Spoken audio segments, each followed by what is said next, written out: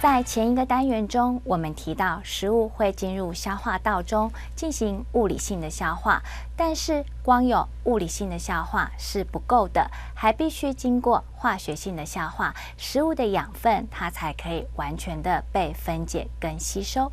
在这个单元将为各位同学介绍消化腺。消化腺有很多分解食物的秘密，我们一起来看吧。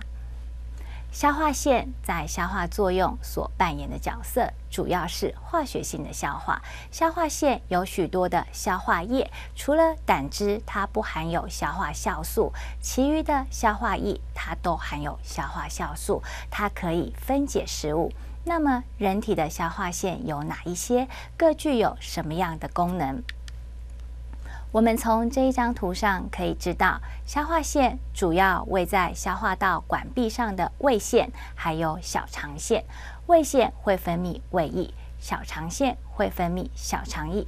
另外还有突出于消化道的唾腺、肝脏、胰脏。唾腺它会分泌唾液，肝脏会分泌胆汁，胰脏则会分泌胰液。接下来我们来看这些消化腺所分泌的消化液各具有什么功能。唾液主要是由口腔中的腮腺、舌下腺还有含下腺所分泌的。唾液中它具有淀粉酵素，它可以跟食物混合。这些唾液跟食物混合之后，就可以将食物中的淀粉还有甘糖分解成麦芽糖以及短链的多糖。另一方面，唾液它也具有润滑食物、维持口腔湿润的功能。食物与唾液混合之后，便会粘结成食团，然后进入到食道中。唾液的分泌主要是受到神经系统的调控，口腔中的受气受到食物的刺激之后，便会使感觉神经元发出神经冲动，传到眼脑，再由眼脑将这个刺激的讯号继续的往下传到唾腺，最后会刺激唾腺分泌唾液。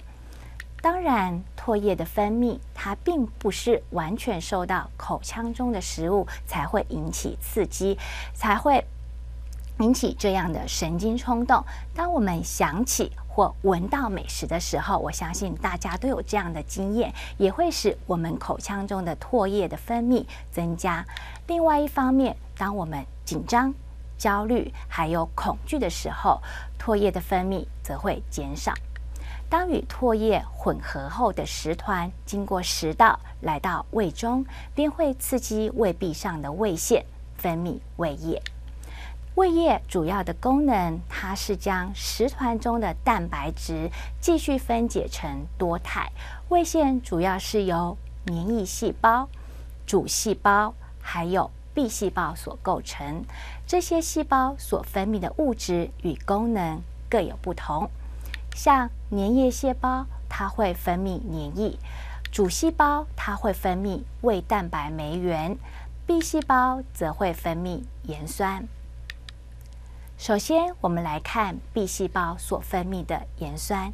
盐酸使胃中的环境呈酸性，所以胃是非常酸的。它的 pH 值大约只有2左右，它可以杀菌，而且呢，这个酸性的环境可以将胃蛋白酶原活化成具有功能的胃蛋白酶。胃蛋白酶就是胃蛋白酵素。这个胃蛋白酵素被活化之后，它就可以将蛋白质分解。主细胞就是我们之前所提到会分泌胃蛋白酶原的细胞，它必须在酸性的环境之下才可以分解蛋白质，因为它只有在酸性的环境之下才会被活化。粘液细胞所分泌的粘液主要是用来保护胃壁的，因为胃的中的环境是非常的酸的，这样子粘液细胞可以保护胃壁，才不会让胃受到强酸的伤害。所以食团经过胃液的消化之后，就会变成半粥状的酸性流体，我们称之为酸性食糜。这里头的蛋白质也会被分解成多肽。那么胃液的分泌是怎么调控的呢？胃液的分泌主要会受到神经系统还有激素的调控。在这边，我们先来看受到神经系统调控的部分。当我们看到、想到或闻到美食的时候，还有急躁、还有愤怒的时候，都会使胃液的分泌增加。相反的，当我们忧虑以及悲伤的时候，胃液的分泌则会减少。人体调控胃液分泌的另外一种方式是透过激素的调控。我们先想一下，当食物进到胃里面，我们为了要将这些食物消化，所以应该要增加胃液的分泌，才帮助这些食物的消化。所以我们来看人体是怎么样透过激素来增加胃液的分泌。首先，这些进到胃中的食物会刺激胃幽门部的细胞来分泌胃泌素。那这个胃泌素，如果食物中有较多的咖啡或酒精，则会更增加这个胃泌素的分泌。接着，这个胃泌素就会刺激胃腺来分泌胃液。相反的，经过胃消化的酸性食糜，如果离开胃进到12指肠，胃中会发生什么事情？我们其实也可以想象一下，胃是不是应该要抑制胃液的分泌？因为胃中已经没有食物了。所以我们来看人体是如何透过激素来抑制胃液的分泌。食糜进到12指肠，12指肠它会发现食糜过酸，也就是有酸性食糜的存在，或是脂质的含量较高的时候，就会刺激12指肠的黏膜，然后这个12指肠的黏膜就会分泌肠液胃泌素。肠液胃泌素顾名思义就是会抑制胃泌素分泌的激素，例如胰泌素还有胆囊收缩素，它都是属于肠液胃泌素。所以有了肠液胃泌素，就会抑制胃液的分泌。另一方面，肠液胃泌素也会减缓胃的蠕动。这些酸性食糜从胃进入小肠之后，就要靠小肠中的消化液将食物做更进一步的消化以及分解。小肠中的消化液包含有胰液、胆汁和小肠液，可以将糖类、蛋白质、脂质以及核酸进行分解。首先，我们来介绍胰液。胰液是由位于胰脏的胰腺所分泌。胰液中含有大量的碳酸氢盐，可以中和胃酸。胰液是含有消化酵素的，它的消化酵素很多，包含有胰淀粉酶、胰蛋白酶、胰脂酶、胰核酸酶。所以呢，胰液它可以将很多的营养成分进行分解，例如胰液它可以将多糖分解成双糖，还可以将多肽分解成小多肽，将中性脂分解成单酸甘油脂和脂肪酸。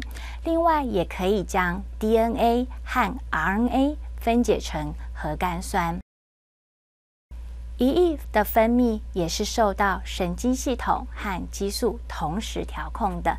当酸性食糜进到胃中，然后进到12指肠，便会刺激12指肠黏膜分泌胰泌素，然后胰泌素便会刺激胰脏分泌富含有碳酸氢钠的胰液，所以这边说的激素便是胰泌素。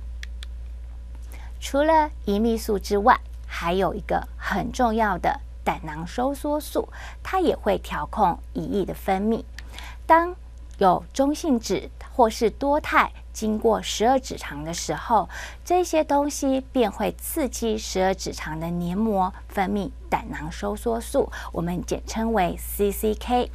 这个胆囊收缩素接下来就会刺激胰脏分泌富含有酵素的胰液，分解多肽还有脂肪。接下来我们来介绍胆汁。胆汁它是由肝脏分泌的，然后储存于胆囊中。胆汁它也是呈碱性的，所以可以中和胃酸。但是胆汁中它是没有消化酵素的，这一点非常重要。主要胆汁的成分，它是由胆盐、水、胆色素还有胆固醇等所构成。其中胆盐非常重要，因为胆盐它可以将脂质进行乳化作用，帮助脂肪的分解。所谓的乳化作用，就是胆盐它会覆盖在脂质的油滴表面，将脂质变成细小的脂质小球，所以脂质经过乳化之后呢，就可以增加脂质与消化液接触的表面积，这样子它就可以加速脂质的分解。胆汁的分泌主要也是会受到激素的调控。我们之前有提到，像酸性食糜、脂肪、多肽等都会刺激十二指肠的分泌，那十二指肠会分泌胰泌素或者是胆囊收缩素。胰泌素会刺激肝脏分泌胆汁，同时呢，胆囊收缩素也会刺激胆囊的收缩来释放胆汁。这些胆汁释放之后，就会进入总胆管，与胰管一起汇集之后，便会注入十二指肠。接下来我们来介绍小肠液。小肠液也是呈碱性，它可以中和胃酸，所以到这边我们可以发现，小肠中的消化液都是呈碱性的，为的是中和来自胃的酸性食糜，所以小肠它是呈弱碱性的。小肠液含有很多的消化酵素，包含有肠双糖酶、肠肽酶、肠核苷酶，还有肠核苷酸酶。这些酵素主要都是可以将双糖分解成单糖，或者是将小多肽分解成氨基酸，也可以将核苷酸分解成核苷加核酸。核苷可以分解成含氮碱基，还有五碳糖。在小肠液的分泌，它也是会受到人体的神经系统以及激素来调控。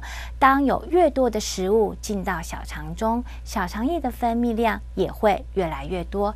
激素的调控则是像胃泌素、胰泌素、胆囊收缩素，这些都会促进小肠液的分泌。在这个单元中，我们了解人体的消化腺包含有唾腺，它可以分泌唾液；胃腺可以分泌胃液；肝脏会分泌胆汁；胰脏会分泌胰液；小肠腺会分泌小肠液。食物中的淀粉会被唾液中的淀粉酶分解成多糖，接着这些多糖到了小肠，便会被胰淀粉酶分解成双糖，然后肠双糖酶就会将这一些糖类再进一步的分解成单糖。蛋白质是在胃中被胃蛋白酶分解成多肽，到了小肠中会被胰蛋白酶分解成小多肽，然后呢再被肠肽酶分解成氨基酸。至于脂质呢，脂质它会分解，它的分解会受到胆盐的帮助，然后呢，主要是由胰脂酶将脂质分解成甘油和脂肪酸。